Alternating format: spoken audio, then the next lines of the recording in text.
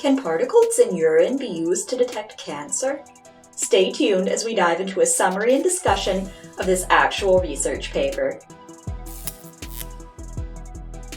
Hey there, welcome to Science is You, a new and growing channel dedicated to making real scientific research available, accessible, and fun for everyone. Our mission is to empower you with the confidence to understand biotechnology research directly from the source, scientific papers. To support this channel, please subscribe and spread the word. Today, we're going to discuss this research paper that made advancements studying a type of particle found in bodily fluids like urine. Although diseases like cancer generally start in the cells of our bodies, cells don't just live isolated and cut off from each other. Cells are all connected in one way or another by the bodily fluids or biofluids that circulate within the body.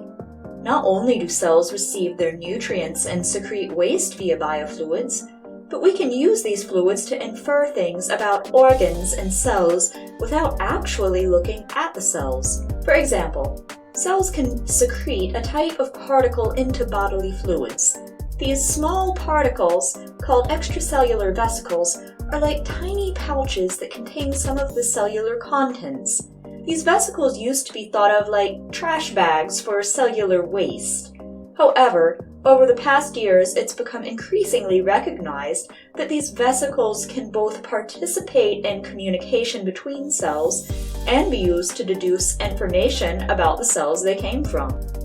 These vesicles are not just simple one-size-fits-all pouches. Rather, there are many different sizes and types of vesicles that cells can create. Consequently, there's much debate among scientists over the exact terminology that should be used when referring to these vesicles and how they should be categorized.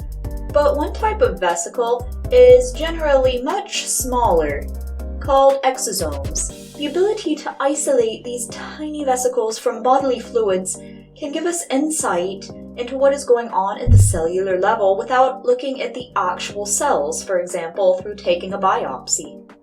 This is because, as you can probably imagine, since these vesicles come directly from cells, they also contain parts of the cell's internal contents.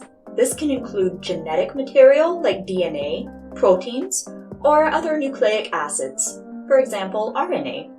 RNA is similar to DNA, but its function in the cell is very different. Historically, the central dogma of molecular biology has been that DNA is used to make RNA, which is then used to make proteins. In this way, the DNA is first transcribed into an intermediate form, RNA, which is then used to make the proteins, much like translating an instruction manual into a different language before using it to build a device.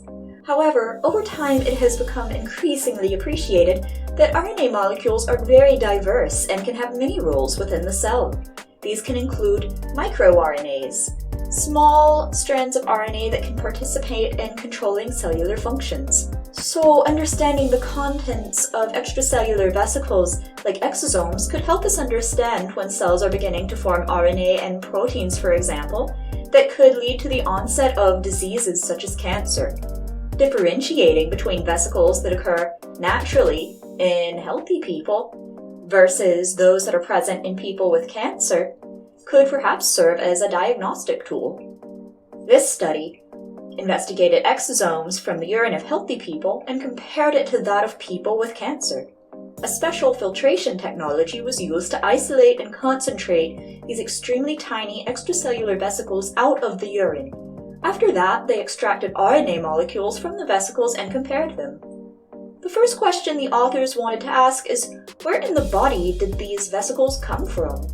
Although the cells in your body generally all contain the same DNA, they look different and perform their different functions because they are expressing different genes. Or in other words, they are making different types of RNA that correspond to the different types of genes.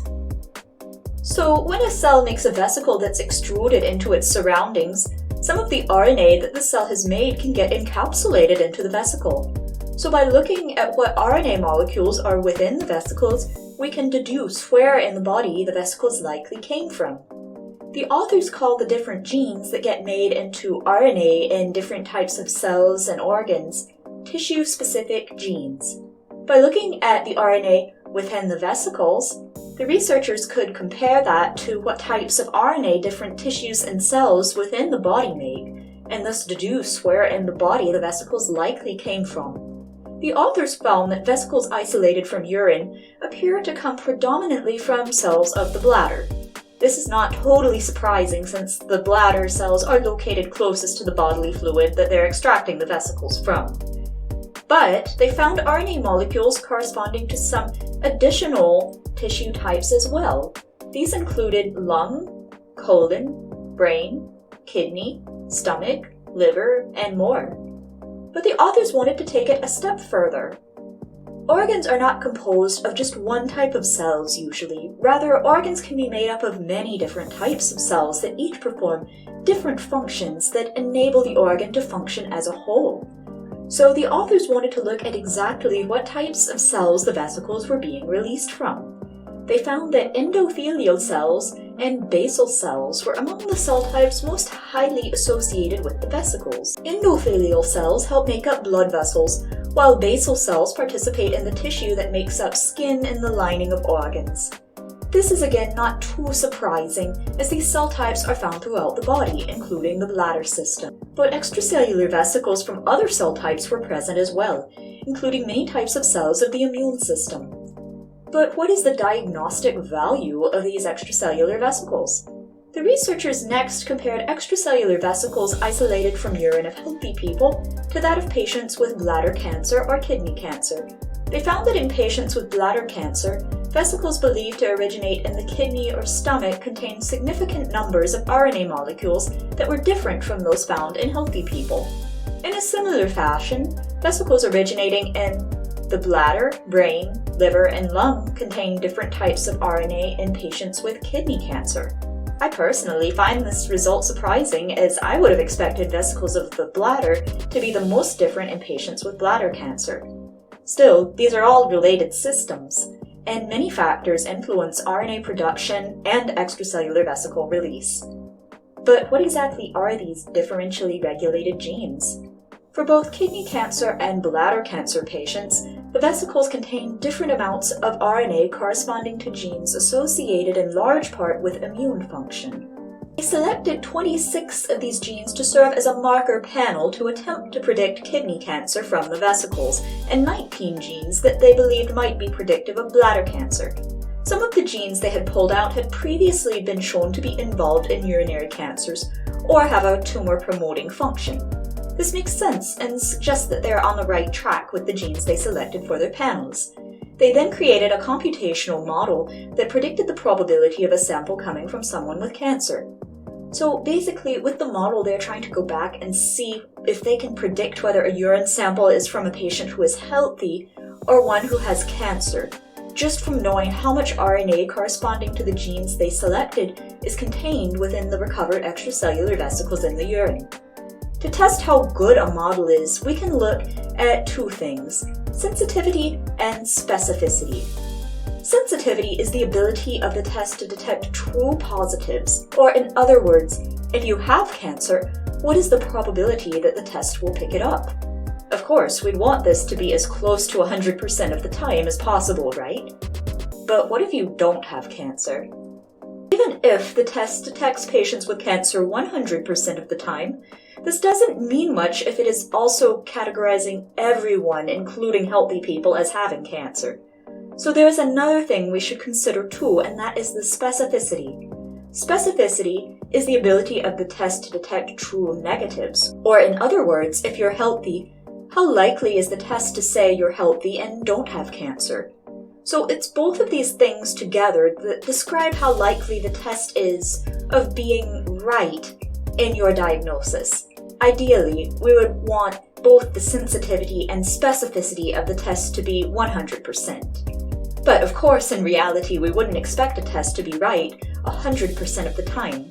Pretty much every test can produce false negatives and false positives, and sensitivity and specificity can influence each other. For example, a test that is very sensitive might pick up everything, leading to more false positives. but a test that is too specific might not pick up enough, leading to false negatives. So how can we calculate the prediction capability of a test? Here, the authors plot the sensitivity versus specificity of their tests for both kidney and bladder cancer. The area under the curve shows basically the accuracy of their tests. They achieved values of around 90% correct predictions for both of these cancer types. That's pretty good. Of course, more research is needed, though, before a test can be implemented clinically. For example, examining a wider set of samples from different people. Many factors can influence biological processes, including comorbidities, demographics, environmental conditions, and tons more. But these are some very cool and encouraging results that open up a new technology for extracellular vesicle isolation and disease prediction based on their contents. Notably, this technology also opens up some additional research avenues for early disease detection. Getting a urine sample is obviously much simpler than invasive tests like biopsies or exploratory surgeries, for example. What do you think? What is the future of cancer testing? Have a paper you'd like to see made into a video summary? Drop it in the comments. Don't forget to subscribe to help us spread the love of scientific research, and remember,